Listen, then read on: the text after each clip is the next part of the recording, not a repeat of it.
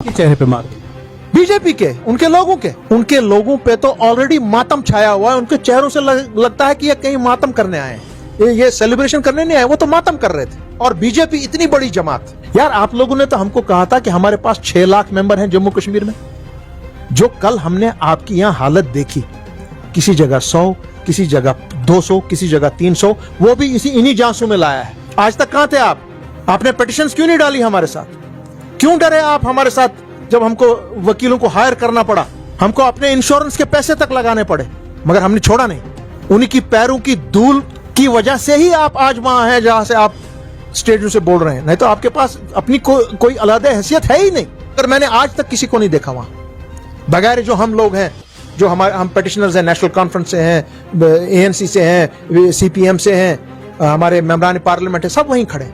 जो ये कह रहे थे कि 370 में क्या है, ये तो वक्त जाया कर रहे हैं। 70 साल इन्होंने ऐसे लूटा है। हमारे बच्चे वहां पे मास्क लगा रहे थे, अपना चेहरा नहीं दिखाना चाह रहे थे। आपके एक रिपोर्टर ने उन एक ग्रुप से पूछा, आप क्या करने आए हैं यहां पर?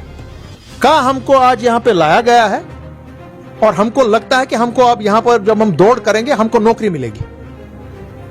आपने मेरे बच्चे को करप्ट किया। आप देख रहे हैं अर्ली टाइम्स और मैं हूं आपके साथ उबैद मलिक। जम्मू कश्मीर की सियासत में एक बार फिर खलबल मची है 370 की पेशी के बाद। कुछ सियासी जमातें कह रही है कि हम 370 के लिए लड़ रहे हैं, कुछ सियासी जमातें कह रही है हम 370 के लिए लड़ रहे हैं। बिलाखिर लड़ कौन रहा है? जो 5 अगस्त 2019 को हुआ, एब्रोगेशन ऑफ आर्टिकल 370 और 35A, जिसमें बहुत सारी यहाँ की पॉलिटिकल पार्टियों ने कहा कि ये गैर जमहूरी, गैर आईनी तरह से आर्टिकल 370 और 35A को मनसूख किया गया कि बीजेपी ने इसको सेलिब्रेट किया और पॉलिटिकल बाकी रीजनल पार्टीज है यहाँ की, उन्होंने कहा ब्लैक डे है। मेरे साथ है नेशनल अवामी कॉन्फ्रेंस के vice president Muzaffar Shah sir, अपना वक्त देने के लिए।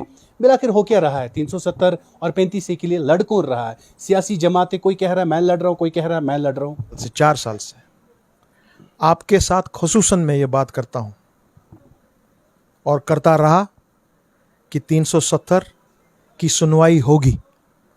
आप लोग नहीं मानते थे और 4 साल के बाद पूरी हमने उस पर मेहनत की ज़बरदस्त और उसको एक यूनाइटेड तरीके से इस केस को संभाला हमने सब ने, जितने भी हमारी नेशनल कॉन्फ्रेंस के वहाँ पे लोग हैं, CPM के लोग हैं, अवामी नेशनल कॉन्फ्रेंस के हैं, JKPM के हैं, पेटिशनर्स हैं हमारे इंपॉर्टेंट पेटिशनर्स, जिसमें हिंदुस्तान के मायानाज शख्सियात हैं, जम्मू से पेटिशनर्स हैं, लद्दाख से पेटिशनर्स हैं। माने आज जो ये आपका सुप्रीम कोर्ट में 370 की जो कार्रवाई चल रही है, इसमें जम्मू कश्मीर और लद्दाख इकट्ठे खड़े हैं इस वक्त। और जिस तरीके से ये केस क्रिटिकली एग्जामिन हो रहा है, हर एक लफ्ज़ पे इस वक्त माननीय चीफ जस्टिस और उनके बाकी जज साहिबान हैं, इसको क्रिटिकली एग्जामिन कर रहे हैं।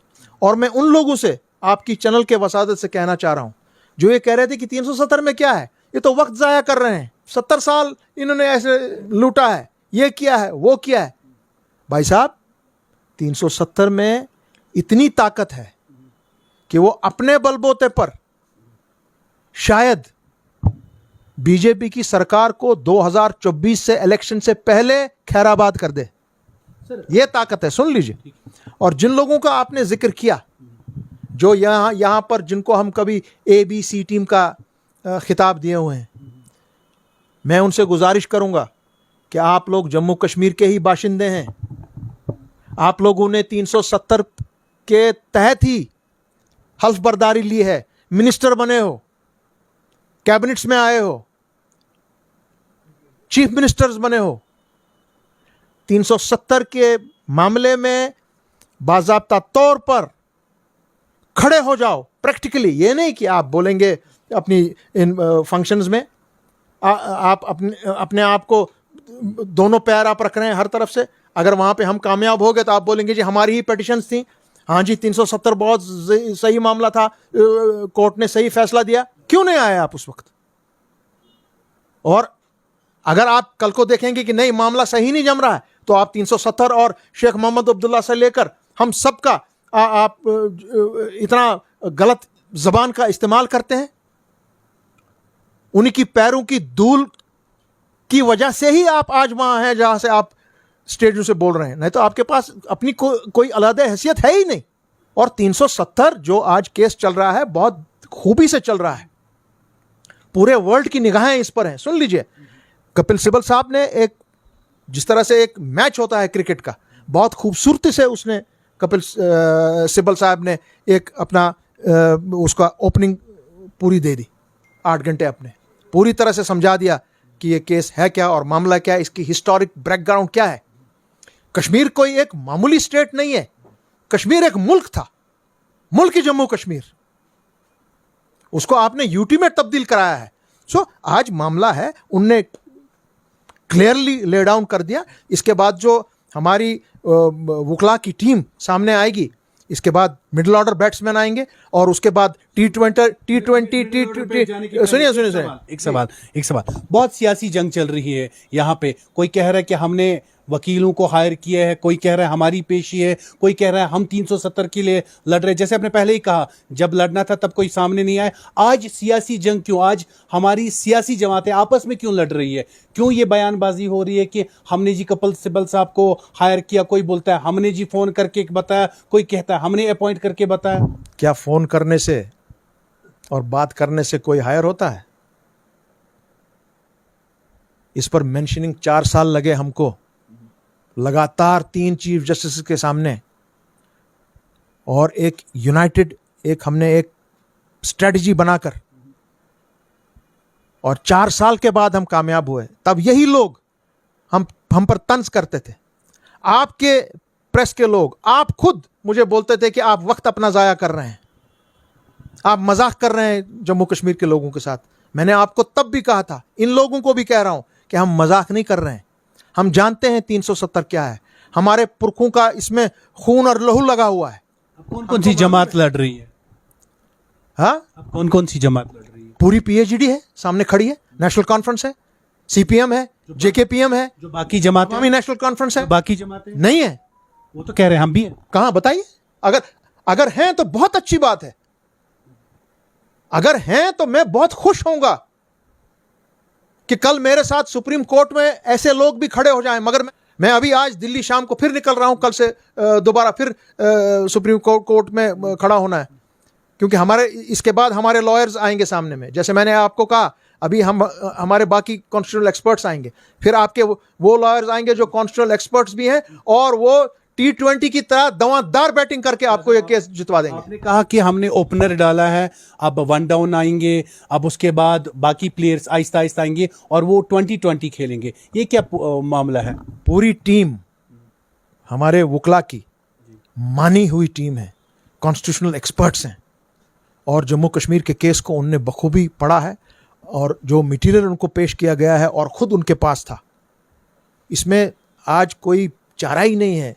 ये आज बीजेपी भी बखूबी अब समझ रही है कि जिस तरीके से उन्होंने स्टेट को यूनियन टेरिटरी में तब्दील किया, जिस तरीके से उन्होंने पार्लियामेंट में बगैर लेजिस्लेटिव असेंबली के उनकी कंकरेंस लिए बगैर, क्योंकि हालांकि ये कंकरेंस आनी चाहिए थी फ्रॉम द कॉन्स्टिट्यूएंट असेंबली, उस चीज का एग्जामिनेशन है, कॉन्स्टिट्यूशन का एग्जामिनेशन है, माननीय सुप्रीम कोर्ट का एग्जामिनेशन है। क्योंकि ये 370 भाई हवा से नहीं आया है, ये चाइना ने नहीं दिया है हमको, ये हिंदुस्तान की आईन ने दिया है constituent assembly of Jammu and Kashmir को। जो constituent assembly of India and constituent assembly of Jammu and Kashmir are 2 constitutional bodies. और उसके अलावा महात्मा गांधी जैसे वर्ल्ड रिनाउंड लीडर, उनकी गारंटी पर शेख मोहम्मद अब्दुल्ला को, जो मुसलमान लीडर थे उस वक्त के, वाहिद लीडर थे पूरी जम्मू और कश्मीर और लद्दाख के, और उसके बाद प्राइम मिनिस्टर ऑफ इंडिया ने पार्लियामेंट में गारंटी दी है शेख मोहम्मद अब्दुल्ला को, और फिर ये कॉन्स्टिट्यूशन वगैरह सामने आया है, जिससे इंस्ट्रूमेंट ऑफ एक्सेशन को तब्दील कर दिया गया इनटू 370। आज वही केस है कि आप इंस्ट्रूमेंट ऑफ एक्सेशन के जो पॉइंट्स हैं, क्या आपने उसकी खिलाफ वर्जी की है या नहीं? जो कॉन्स्टिट्यूशन ऑफ इंडिया बताता है 370 के बारे में, क्या आपने उस पर खिलाफ वर्जी की है? जो constitution of Jammu and Kashmir था, जिसने अपना काम 1957 में खत्म कर दिया, वो कहां गया? वो किधर है? ये चीजों का इस वक्त क्रिटिकल एग्जामिनेशन माननीय सुप्रीम कोर्ट में हो रहा है।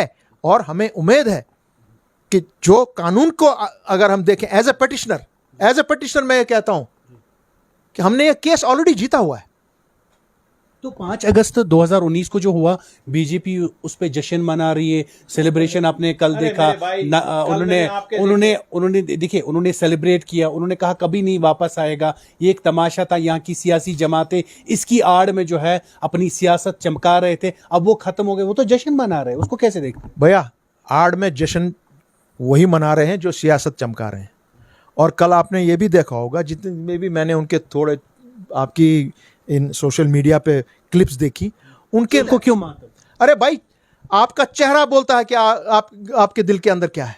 आपका चेहरा मुरझाया हुआ है और आप जबरदस्ती ये कर रहे हैं। कब से चेहरा पड़ने लगे? सुनिए मेरी बात, कल आपने यहाँ पे एक मैराथन रेस की, वहां पे बच्चों को लाया, हर किसी बच्चे का मुंह ढका हुआ था विद अ मास्क। कश्मीर में जहां लोग हवा खाने आते हैं और अपने आप को खुला छोड़ देते हैं, पूरा अपना मास्क वास्क हटाते हैं। हमारे प्राइम मिनिस्टर ने कहा था कि हम आपको 2 करोड़ नौकरियां हर साल देंगे, तो वो तो नहीं मिली। मेरे पास आज 35 लाख नौजवान बच्चे और बच्चियां बेरोजगार हैं। अब ये बच्चों को आपने लाया है यहां पर मैराथन करने के लिए, और उनको वो तब आपके पास आए हैं जब आपने उनको प्रॉमिस किया है कि हम आपको नौकरी देंगे।